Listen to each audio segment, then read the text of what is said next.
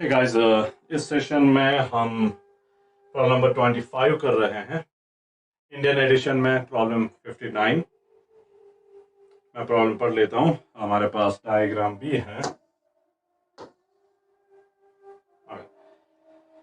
Figure shows three circular arcs centered on the origin of a coordinate system. On each arc, the uniformly distributed charge is given in terms of Q equal to 2 microcoulomb. So हर किसी में Q जो है that is equal to 2 microcoulomb. Okay, 2 microcoulomb. The radii are given in terms of R equal to 10 centimeter. तो R जो है that is equal to 10 centimeter. फिर इसका twice R है, इसका 3 times R है. What are the magnitude and direction related to positive direction of x-axis of the net electric field at the origin due to the R? Okay. So हमें net field निकालना है origin पे, कितना होगा इस combination की वजह से। 3 आर्क्स दी हुई है, इस आर्क की चार्ज प्लस क्यू है, इस आर्क की चार्ज -4 क्यू है, इस आर्क की चार्ज जो है वो +9 क्यू है। रेडियस भी दिया हुआ है, इस आर्क का रेडियस r है, इसका ट्वाइस r है, इसका 3 टाइम्स r है। चलिए I will call this arc 1 इसको कहते हैं, इसको आर्क 2 कहते हैं, इसको आर्क 3 कहते हैं। इन 3 आर्क्स के वजह से यहां पर कुछ फील्ड होगा, हमें उनका नेट फील्ड बताना है किसके बराबर होगा। तो पहले हम यहां पर क्या कर लेंगे, हम देखेंगे एक आर्क के वजह से फील्ड किसके बराबर होता है, फिर जाके 3 का यहां पर यूज कर लेंगे और फिर नेट फील्ड निकाल देंगे। तो अगर आपको पहले ही आर्क का फील्ड पता है किसके बराबर होता है तो आप इस वीडियो का पहला हाफ स्किप कर लें, दूसरे हाफ पे डायरेक्टली जाए। लेकिन अगर नहीं पता है तो पहला हाफ भी देख लें। सो मैं यहां पर एक आर्क कंसिडर कर लूंगा। ये आर्क लेते हैं, रेडियस से आर के बराबर, सेंटर ऑफ कर्वेचर यहां पर पॉइंट हो। एंड लेट्स सपोज आर्क का एंगल जो यहां पर टोटल एंगल बन रहा है वो थीटा के बराबर है, और इस आर्क की कुछ पॉजिटिव चार्ज है, लेट्स से क्यू के बराबर। तो इसके लिए चार्ज पर यूनिट लेंथ जो होगा, charge per unit length lambda, charge total charge divided by total length of the arc. इस केस में total charge divided by length of the arc. तो एक यूनिट लेंथ की चार्ज जो है वो लैम्डा के बराबर है। 2 यूनिट लेंथ की होगी ट्वाइस लैम्डा, 10 यूनिट लेंथ की होगी 10 times lambda, x unit length की होगी x टाइम्स लैम्डा। तो जितनी भी लेंथ की आपको, जितने भी पोर्शन की चार्ज आपको चाहिए, उस पोर्शन की लेंथ से इसको मल्टीप्लाई करना है, आपको उस पोर्शन की चार्ज मिल जाएगी। ये आगे चल के हमें चाहिए। अब ये L जो है length of the arc, arc की लेंथ हमें पता है रेडियस इंटू एंगल होता है, रेडियस इंटू एंगल। ये काफी बार हमने पिछले सेशंस में यूज किया है। एंगल होता है arc length divided by radius, वही, लेकिन theta must be radians. Okay, angle must be radians. चलिए ये हमारे पास फिलहाल। अब मैं यहां पर क्या कर लूंगा, मैं एक सिमेट्रिक लाइन ड्रॉ कर लूंगा in the plane of the arc. Same plane में एक सिमेट्रिक लाइन में ड्रॉ कर रहा हूं, जो पहली बार सेंटर ऑफ कर्वेचर के थ्रू जा रही है और इस आर्क को 2 इक्वल पार्ट्स में डिवाइड कर रही है। तो इस एंगल को भी 2 इक्वल पार्ट्स में डिवाइड कर लेगी, यहां से θ/2, यहां से भी θ/2। तो ये वाला पार्ट जो होगा वो होगा θ/2, और यहां से जो पार्ट होगा वो भी होगा θ/2 सेम। अब जाके what I will consider is, colour different use कर लेते हैं। मैं यहां से एक छोटा सा एलिमेंट कंसिडर कर लूंगा dq, जिसकी चार्ज होगी, रिमेंबर उसकी चार्ज होगी लैम्डा इंटू उसकी लेंथ। ओके, लैम्डा इंटू उसकी length at an angle of phi. दूसरे साइड से भी मैं एलिमेंट कंसिडर कर लूंगा dq at the same angle phi, दूसरे साइड से भी सेम। सो एलिमेंट की चार्ज दोनों साइड से dq, और एंगल जो है वो दोनों साइड से फाई। ओके, एंगल जो है वो दोनों साइड से फाई। चलिए अब इसका फील्ड जो होगा, फील्ड ड्रॉ कर लेते हैं। रिमेंबर हमें तो फील्ड ही निकालना है। इसका फील्ड रेडियली आउटवर्ड इस डायरेक्शन में DE मैं उसे कहूंगा, और इसका फील्ड रेडियली आउटवर्ड उसे मैं DE प्राइम कहता हूं। DE prime. अब ये एंगल फाई के बराबर है तो ये एंगल भी फाई होगा, वर्टिकली अपोजिट एंगल्स। ये एंगल फाई के बराबर है तो ये एंगल भी फाई के बराबर, अगेन वर्टिकली अपोजिट एंगल्स। ये यहां पर स्ट्रेट लाइन बन रही है, याद रखें, ये यहां पर स्ट्रेट लाइन बन रही है, लग नहीं रहा है लेकिन है। ओके, सो ये एंगल फाई, ये भी फाई, ये एंगल फाई, ये भी फाई। अब इनके कंपोनेंट, अच्छा मैग्नीट्यूड वाइज दोनों फील्ड जो होंगे वो सेम होंगे। DE जो होगा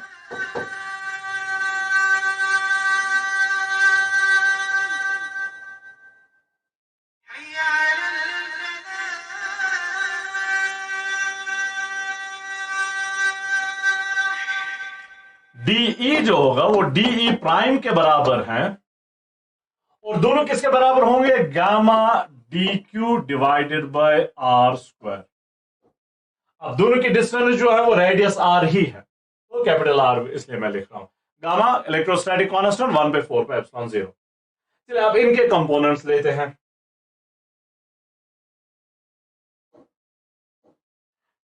DE का ये वाला कंपोनेंट, अब इसी के साथ एंगल फाई है तो ये बन जाएगा DE cos फाई, और ये वाला कंपोनेंट बन जाएगा DE sin phi. DE prime के लिए ये वाला कंपोनेंट बन जाएगा again DE prime cos phi. ये एंगल फाई है तो इसका कंपोनेंट होगा इन टर्म्स ऑफ cos, और ये वाला होगा DE sin फाई। ये दो कैंसिल आउट होंगे। तो दो एलिमेंट जो सिमेट्रिकली प्लेस्ड है अराउंड दिस सिमेट्रिक लाइन, एक साइड से, दूसरा दूसरे साइड से, उनके साइन फाई वाले कंपोनेंट्स कैंसिल आउट हो रहे हैं, और ये हर किसी पेयर के लिए होगा, पेयर वाइज कैंसिलेशन होगा। साइन फाई वाले कंपोनेंट्स पेयर वाइज कैंसिल होंगे, तो बचा क्या? हर किसी एलिमेंट का सिर्फ DE cos फाई बच गया। हर किसी एलिमेंट का सिर्फ DE cos फाई बच गया। तो टोटल फील्ड जो होगा E, that will be integration of DE cos phi। एक एलिमेंट का है DE cos phi, तो सबका मिला के होगा integration of DE cos phi। Integration of DE cos phi।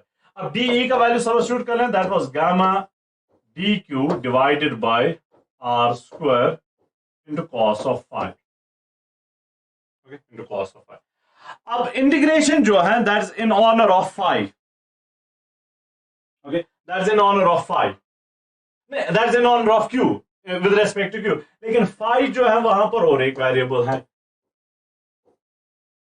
phi different elements के लिए डिफरेंट होगा, phi डिफरेंट एलिमेंट्स के लिए डिफरेंट होगा। तो ये हमें बताना है कि ये phi जो होगा dq हम एक्सप्रेस कर लेंगे in terms of phi, dq को हम एक्सप्रेस कर लेंगे इन टर्म्स ऑफ phi। ठीक है, तो उसके लिए यहां पर ही देख लें।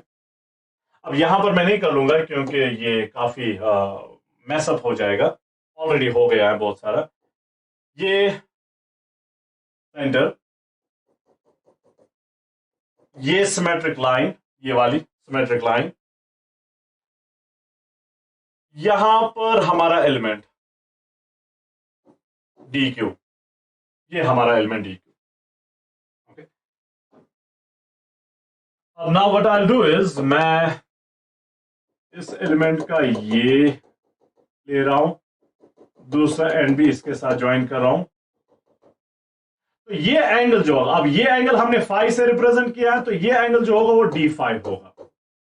तो एलिमेंट जो है वो सेंटर पे एंगल बना रहा है D5। ओके, आर्क एलिमेंट जो है वो सेंटर पे एंगल बना रहा है D5, और उसकी लेंथ जो है अगर वो dx है, तो आर्क लेंथ हमें पता है dx is equal to radius into angle D5। Okay, radius into angle D5, तो ये आर्क लेंथ है। अब चार्ज DQ जो है,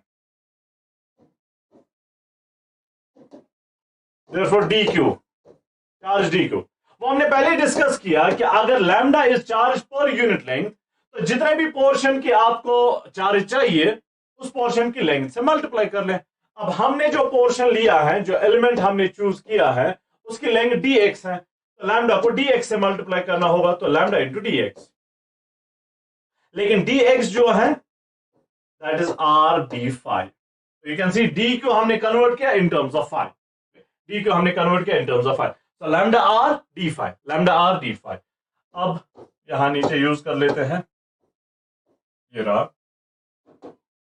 So this implies E is equal to integration of gamma divided by r square dq के बदले में lambda r d5, वही था ना, lambda r d5, lambda r d5, और साथ में cos of phi है, cos phi। अब एक r यहां पर कैंसिल आउट होगा, सो E is equal to gamma बाहर कांस्टेंट है, लैम्डा भी बाहर कांस्टेंट है, और रेडियस जो है वो भी हर किसी एलिमेंट के लिए तो सेम है, तो कांस्टेंट है। अंदर बच गया integration of cos phi d5। तो अब हम इस इंटीग्रल को सॉल्व करने के लिए पहले फाई के लिमिट्स देखते हैं कि क्या होंगे। Integration is with respect to phi, तो फाई का इनिशियल लिमिट फाइनल लिमिट क्या है वो चीज हम डायग्राम से देख लेंगे। ये यहां से वो चीज हमें मिलेगी। पहले नोट कर लें कि फाई है क्या, फाई कौन सा एंगल है, फिर जाके उसके लिमिट्स देखेंगे। लिमिट्स का मतलब होता है एक्सट्रीम वैल्यूज, कहां से स्टार्ट हो रहा है कहां पर खत्म हो रहा है, ताकि बाकी सभी वैल्यूज उनके बीच में होंगे। सो एक्सट्रीम वैल्यूज जो होंगे, एक साइड से एक्सट्रीम वैल्यू लोअर लिमिट, दूसरे साइड से एक्सट्रीम वैल्यू अपर लिमिट, या इनिशियल वैल्यू फाइनल वैल्यू, तो वो हमने देखने हैं। ऑब्वियसली ये एक्सट्रीम वैल्यूज जो होंगे वो एक्सट्रीम एलिमेंट्स के लिए होंगे। हमारे पास इस पहले ये देखें कि फाई है क्या। ये सिमेट्रिक लाइन है, remember symmetric line in the plane of the arc passing through the centre of curvature and dividing the arc into two equal parts. Arc को दो इक्वल पार्ट्स में डिवाइड कर रहा है। फिर जाके एलिमेंट जो आपने लिया है इस साइड से या इस साइड से, एलिमेंट से जो लाइन है to the centre of curvature, इस सिमेट्रिक लाइन और उस लाइन के बीच में जो एंगल है दैट्स योर फाई।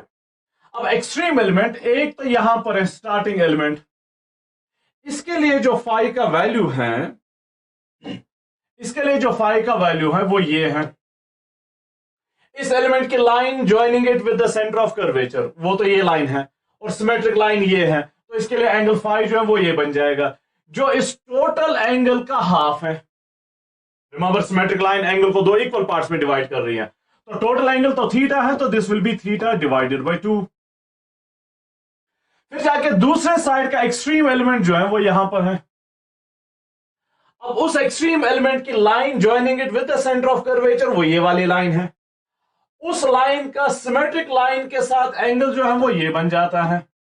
अगेन वो भी टोटल एंगल का हाफ है, तो वो भी होगा थीटा डिवाइडेड बाय 2। तो एक साइड से एक्सट्रीम वैल्यू जो है वो थीटा बाई 2 है, और दूसरे साइड से जो एक्सट्रीम वैल्यू है वो भी थीटा बाई 2 है। लेकिन एक फर्क है, एक फर्क आप इंपॉर्टेंट फर्क नोट कर लें, वो ये है कि ये वाला जो एंगल है वो काउंटर क्लॉकवाइज है, वो एंटी क्लॉकवाइज काउंटर क्लॉकवाइज है, और ये वाला एंगल जो है वो क्लॉकवाइज है, क्लॉकवाइज है। तो एक काउंटर क्लॉकवाइज है, दूसरा क्लॉकवाइज है, तो इनको डिस्टिंग्विश करना होगा। कैसे हम डिस्टिंग्विश कर लेंगे? साइन से, एक के साथ प्लस साइन रखेंगे, दूसरे के साथ माइनस साइन रखेंगे। अब इट डजंट मैटर कि आप किसके साथ प्लस रखेंगे किसके साथ माइनस रखेंगे, उससे कोई फर्क नहीं पड़ेगा। तो मैं इसके साथ माइनस साइन रखता हूं और इसके साथ प्लस साइन रखता हूं, तो minus theta by 2 two plus theta by 2।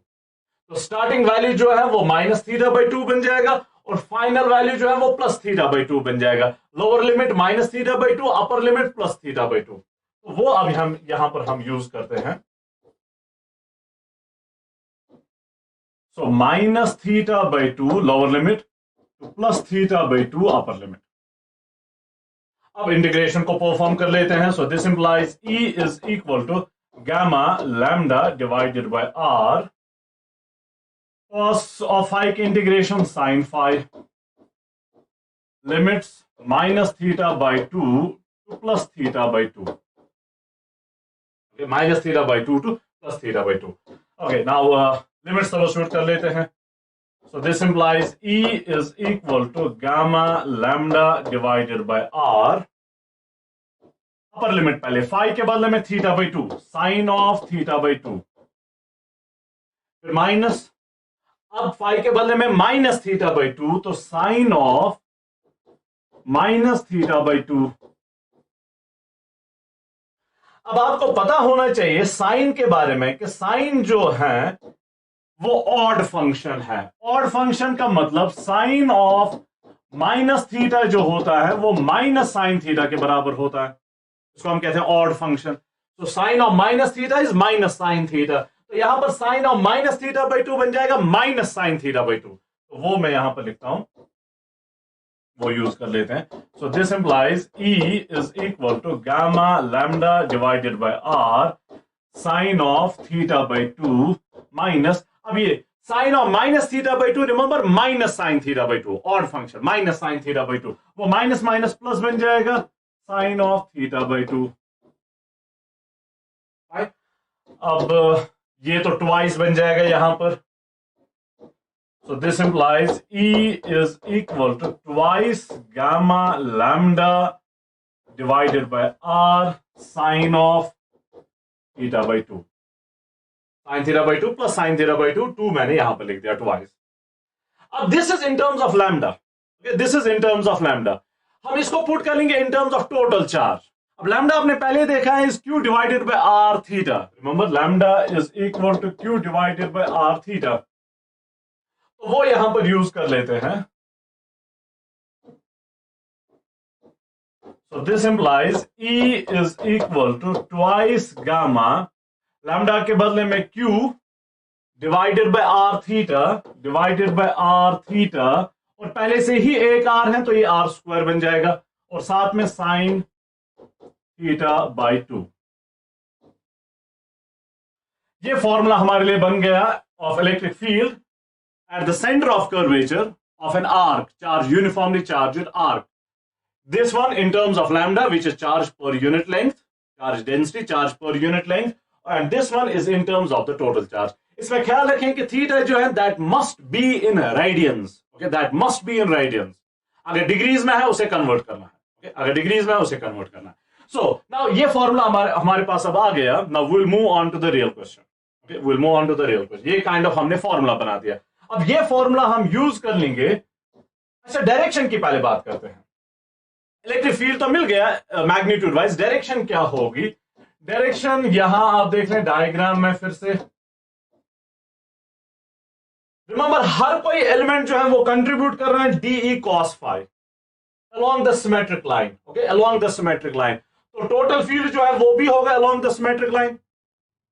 अगर पॉजिटिवली चार्ज आर्क है तो away from the arc, along the symmetric line, away from the arc. अगर नेगेटिवली चार्ज हुआ तो टुवर्ड्स द आर्क होगा, along the symmetric line दोनों cases में। सो field की डायरेक्शन क्या होगी? It will be always along the symmetric line। फिर जाके अगर पॉजिटिवली चार्ज है तो अवे फ्रॉम द आर्क, अगर नेगेटिवली चार्ज है तो towards the arc. Is that fine? So ये बात याद रखिए। Symmetric line again is the line in the plane of the arc passing through the center of curvature and dividing the arc into two equal parts, या dividing the angle into two equal angles, into two equal parts। अब जरा ये diagram पे आते हैं।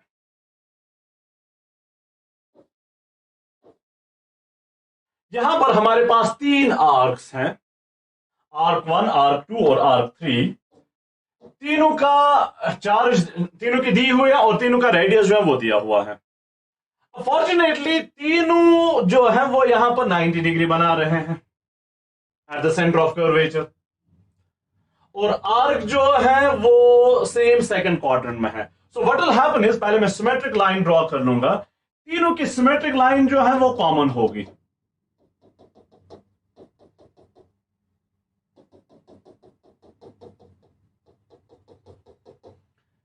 तीनों की symmetric line common. अब 90 डिग्री है तो ये इसे 45 डिग्री और 45 डिग्री में डिवाइड कर लेगा। Okay, then what will happen,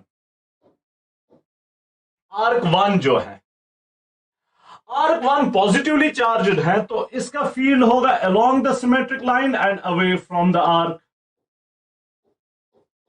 E1, इसको मैं कहूंगा। आर्क 2 जो है वो नेगेटिवली चार्ज है, तो उसका होगा अलोंग द सिमेट्रिक लाइन लेकिन टूवर्ड्स द आर्क। ये E2 towards the arc. Third जो है वो भी पॉजिटिवली चार्जड है, वो भी पॉजिटिवली चार्ज है, तो इसका होगा अवे फ्रॉम द आर्क, इसका away from the arc E2 E3 E3 E3। अब नोट कर लें E1 और E2 सेम E1 और E3 सेम डायरेक्शन में है, E2 जो है वो अपोजिट डायरेक्शन में है, तो नेट फील्ड जो होगा that will be E1 plus E3, दोनों सेम डायरेक्शन में है, माइनस E2 जो अपोजिट डायरेक्शन में है, माइनस E2 जो अपोजिट डायरेक्शन में। तो मैंने इन दो को पॉजिटिव साइन के साथ लिया है, इसको नेगेटिव साइन के साथ लिया है। अगर नेट फील्ड ये सब सॉल्व करके नेट फील्ड पॉजिटिव आ गया तो उसका मतलब होगा इन दो की डायरेक्शन रहेगी नेट फील्ड की। अगर नेट फील्ड नेगेटिव आ गया जो E2 की साइन है तो E2 वाली डायरेक्शन रहेगी। तो फील्ड अगर पॉजिटिव आ गया तो E1 और E3 की डायरेक्शन रहेगी, और E2 अगर नेगेटिव आ गया तो E अगर नेगेटिव आ गया तो E2 की डायरेक्शन रहेगी। तो नेट फील्ड ये हमारा है। फॉर्मूला तो हमने पहले ही डेवलप किया, तो अब निकालते हैं। चार्जेस और आइडिया हमें दिए गए हैं, तो पहले तो मैं फॉर्मूला लिखूंगा फिर से। E is equal to twice gamma q divided by are square theta sine theta by 2। अब यहां पर अभी हमने देख लिया कि थीटा जो है वो सब उनके लिए सेम है, तो साइन थीटा बाई 2 भी सब उनके लिए सेम होगा। गामा और 2 तो पहले से ही सेम है, यूनिवर्सल कॉन्स्टेंट्स हैं, तो ये कॉमन निकलेंगे। सो E हमारा which is E1 plus E3 minus E2 implies E is equal to, अब E1 पहले ट्वाइस गामा थीटा और साइन थीटा बाई 2 कॉमन, तीनों में सेम है, twice gamma divided by theta और साइन थीटा बाई 2 ये common. One वाले में क्या बच जाएगा, Q1 divided by R1 square, Q1 divided by R1 square. 3 वाले में क्या बच जाएगा, Q3 Q के बदले में divided by R3 square. Okay, फिर माइनस इसमें बच जाएगा Q2 divided by R2 square. Okay, Q2 divided by R2 square. अब इनके वैल्यूज यूज करते हैं, यहां से देखें Q1 Q के बराबर है, Q2 माइनस 4 Q के बराबर है, लेकिन हम साइन नहीं लेंगे। रिमेंबर साइन के वजह से डायरेक्शन रिवर्स हो गई थी, तो वो तो हमने पहले ही ले लिया है, तो साइन वाला काम पहले हो चुका है, सिर्फ हम मैग्नीट्यूड लेंगे। और ये जो है 9Q है, फिर R 2R and 3R, Q 4Q and 9Q, R 3R 2R and 3R, वो यहां पर यूज कर लेते हैं। अब this implies E is equal to twice gamma divided by theta के बदले में pi by 2, remember pi by 2 है, यहां पर एंगल 90 डिग्री बन रहा है at the centre of curvature, 90 degree radians में पाई बाई 2। ओके, फिर जाके यहां पर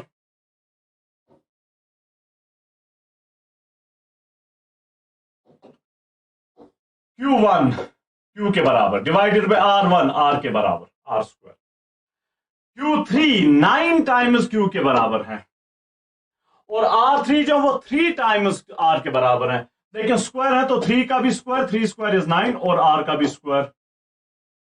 फिर जाके माइनस Q2 जो है वो 4Q के बराबर, रिमेंबर साइन के बगैर वो माइनस वाला मसला जो है वो पहले ही काउंट हो चुका है। Q2 के बदले में 4Q डिवाइडेड बाय R2 जो है ट्वाइस R के बराबर है, लेकिन स्क्वायर है तो 2 का भी स्क्वायर यानी कि 4 बन जाएगा, और R का भी square. Sine of theta by 2 90 by 2 is 45 degrees. अब यहां पर आप डिग्रीज में लिखें या रेडियंस में, वो एक ही बात है क्योंकि साइन है।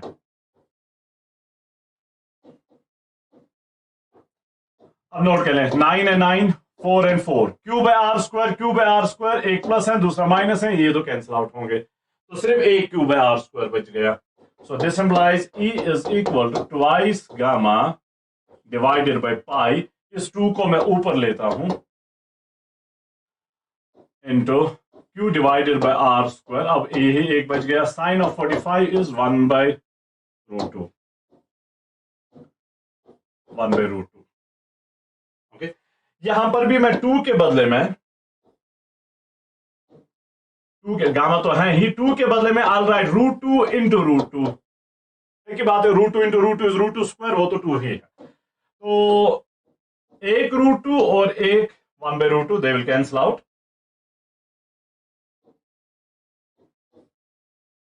सो फाइनली हमारे पास क्या आ गया, E is equal to 2√2 gamma. Remember gamma is electrostatic constant, जिसके बदले में आप 1/4 पे एप्सिलॉन 0 भी लिख सकते हैं, डिवाइडेड बाय पाई, और साथ में Q divided by R square, Q divided by R square, सब कुछ आ गया। हाँ, सो ये है field at the centre of curvature for the given arrangement.